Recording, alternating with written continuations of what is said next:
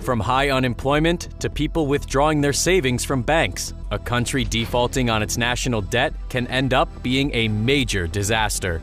Governments have increased their debts by $10 trillion in 2021, with government's debt loads expected to pass $92 trillion by the end of the year. Many countries operate under a deficit, but what happens when they can't pay their debts?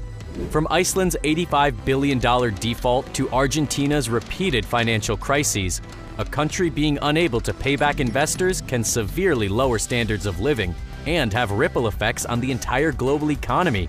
This is what really happens when a country goes bankrupt. Like a person, a country has its expenses and income. It spends money on things like infrastructure and social welfare and makes money from taxes. A country can be in surplus or deficit. To find out how well a country is doing if it has a deficit, we can look at the debt to global domestic product or GDP ratio. The country with the current highest ratio is Japan at 257%. Their national debt is about $9 trillion, more than twice their annual GDP. But fortunately, Japan's national debt is largely owned domestically. A high debt-to-GDP ratio is harder to deal with when that money is owed externally. To deal with a deficit, a country will borrow money through sovereign bonds, debt that's bought and sold on financial markets. What the country owes is referred to as its national debt, or sovereign debt. Investor confidence that the borrowing country will pay back that money is dependent on a few things, like economic climate and political stability. Agencies like Moody's, S&P, and Fitch rate countries based on that confidence. One of the countries with an extremely low rating is Argentina, with C's across the board, which means the country is valued as a risk.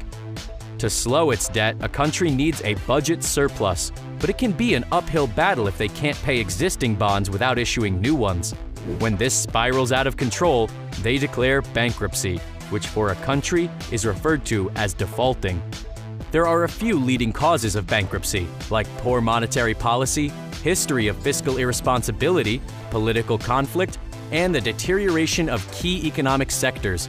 Jamaica's default on its $7.9 billion loan in 2010 was due to government overspending and the deterioration of tourism.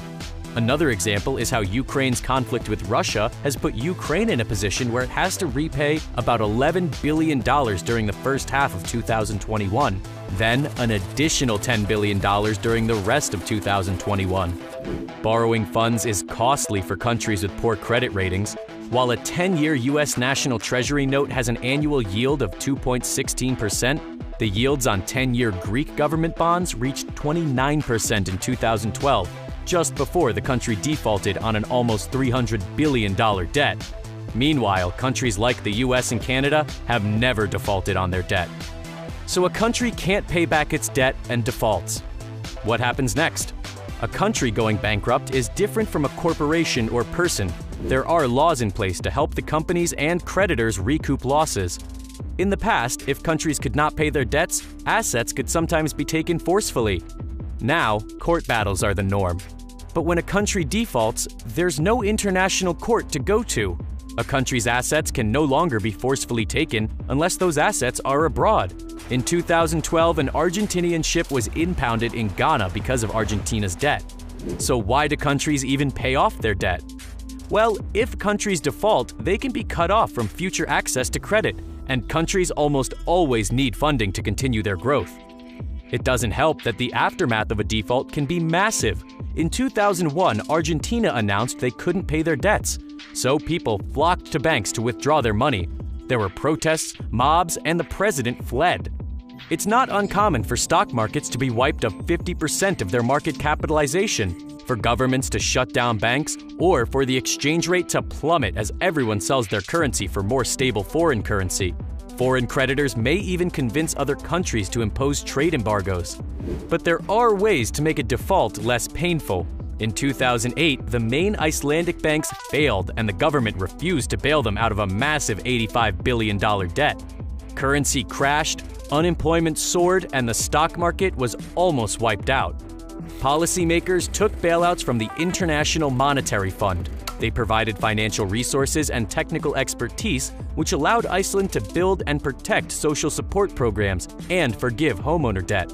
They ended up getting $4.6 billion from the IMF and other investors to rebuild their economy.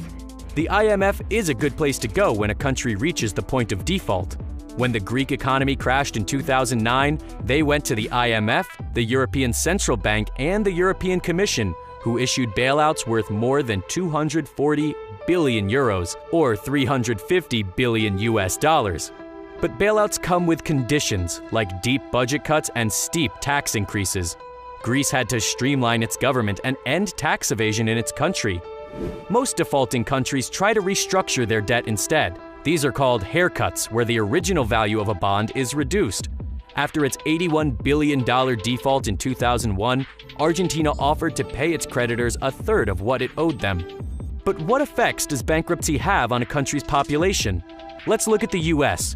Its national debt is over $27 trillion, but as a debt-to-GDP ratio, it's a reasonable 133%.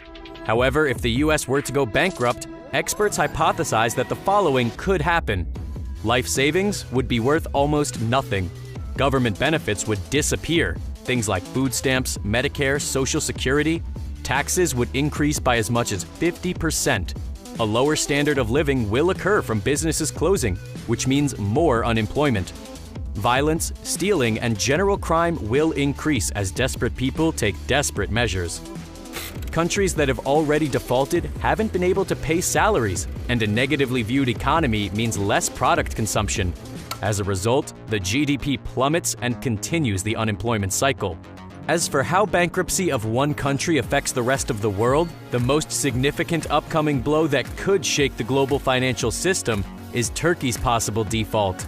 With $300 billion of external debt, the country's bankruptcy would be followed by a chain reaction in economies all over the world. This is because a bankrupt country may not be able to continue its trade relationships with other countries. The money it owes to foreign nations may never be paid, and both domestic and international banks can lose money. Other countries can also suffer because of a tightening of financial conditions, like spikes in interest rates or trade and economic slowdowns. This is even more true for large countries or those linked with the global economy, like Turkey. But sometimes a default can be the best option. In 2017, experts compared Iceland's crisis to its position after recovery. Iceland's GDP was $24.49 billion for a population of 343,400 people, which translates to $71,311 GDP per capita, much higher than the US's $59,958 in the same year. But bankruptcy could keep happening if these countries don't catch up or maintain momentum. It looked promising, but Argentina went bankrupt again in May 2020 by failing to pay $500 million on its due date to its creditors. It managed to reduce its payments in the next decade by $37 billion, but it will be difficult to keep repeating this process. Negotiations are still ongoing for the restructuring of its remaining $66 billion debt. Government debt is about $92 trillion US dollars, but what about the entire world's debt? The debt held by all people, companies, and governments is an astonishing $281 trillion US dollars, and it's set to rise again in 2021.